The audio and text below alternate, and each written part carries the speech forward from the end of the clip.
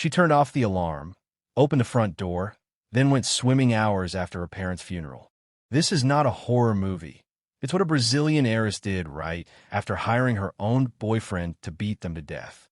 Susan von Richthofen was born into immense privilege on November 3rd, 1983, in São Paulo, Brazil.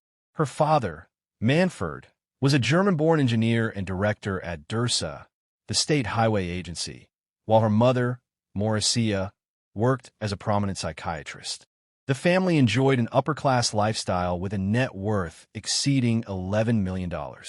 Susan and her younger brother Andreas attended a strict German-language immersion school called Clio Holzdeutsches Saw. Their upbringing was defined by discipline, high achievement, and material abundance, including international holidays and luxury cars, but it also carried an undercurrent of emotional distance and immense pressure to succeed academically.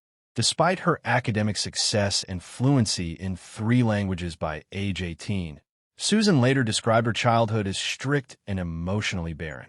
She claimed very little love was shown in her household, leading her to bury herself in her studies simply to avoid conflict. Her ambition was to become a high-powered attorney, so she enrolled in pre-law at PUC São Paulo. However, her life took a dramatic turn in 1999 when she met Daniel Cravenos at just 16 years old. Daniel became friends with her brother through their shared hobby of building model airplanes, but he came from a much more modest background and regularly used marijuana. Susan and Daniel fell in love despite their vastly different social standings, keeping their relationship secret at first. She spent most of her time at Daniel's house, which she described as a paradise compared to the hell she felt in her own home. Unfortunately, Daniel introduced Susan to cigarettes, then marijuana, and eventually harder drugs. She also began financing his lifestyle, paying for his gym membership, car stereo, and their various trips. When her parents discovered the relationship, they initially permitted it but grew increasingly worried as Susan began coming home late, smelling of smoke. Frequent arguments erupted at home over her disapproval of Daniel. By mid-2002, when Susan was 18, her parents finally forbade her from seeing Daniel, threatening to cut off her financial support if she disobeyed. Instead of accepting their decision, Susan pushed back strongly, telling friends it was unconscionable. The couple became even more determined to stay together, growing increasingly desperate. In July 2002, while her parents were on a trip to Europe, Susan invited Daniel to stay at her house for an extended period. When her parents returned, they were furious, kicked him out, and gave her an ultimatum. Susan asked them to pay for her own apartment, but they refused, insisting she could live independently only if she earned her own money.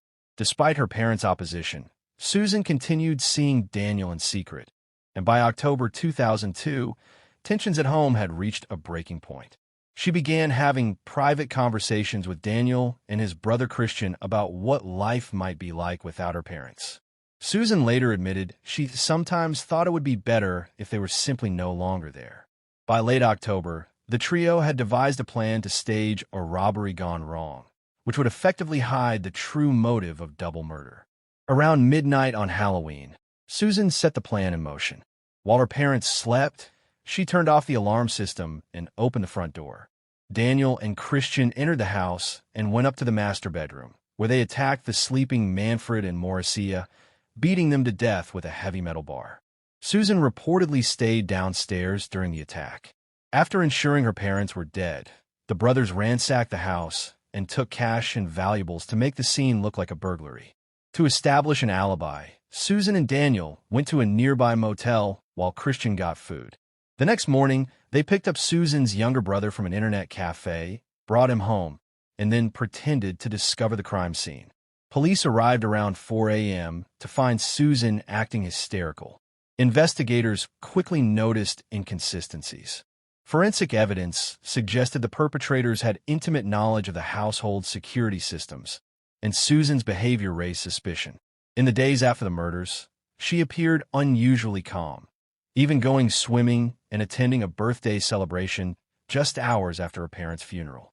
Police began watching the trio closely, And more evidence surfaced when Christian was seen buying a new motorcycle with a large quantity of cash. On November 9, 2002, all three were brought in for questioning. As evidence piled up, each eventually confessed. Susan admitted she opened the door and stayed downstairs while the brothers carried out the murders. Susan's trial began on July 17, 2006, after several bureaucratic delays. All three were charged with aggravated murder, but their testimonies conflicted sharply. Susan claimed she was just an accomplice manipulated by Daniel, alleging he introduced her to drugs, abused her financially, and spread rumors about her father having an affair. However, Daniel and Christian told a different story, asserting that Susan was the mastermind who had talked about killing her parents for a long time. They claimed she gave them gloves and stockings on the night of the crime to avoid leaving evidence. The prosecutor argued Susan was the head criminal acting to inherit her parents' wealth. On July 22, 2006, after more than 65 hours of deliberation, the jury found all three guilty of murder with aggravating factors, including a cruel motive and giving the victims no chance to defend themselves. Susan and Daniel each received 39 years and 6 months in prison, while Christian received 38 years and 6 months. The court rejected Susan's claim of being forced or pressured, concluding she acted willingly. Her appeals were largely unsuccessful, and in February 2008 the court upheld her sentence.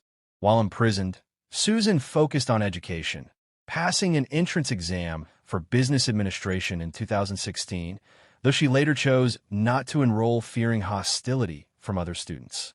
After spending roughly 10 years in maximum security, Susan became eligible for semi-open parole in 2015, allowing limited freedom to work outside prison.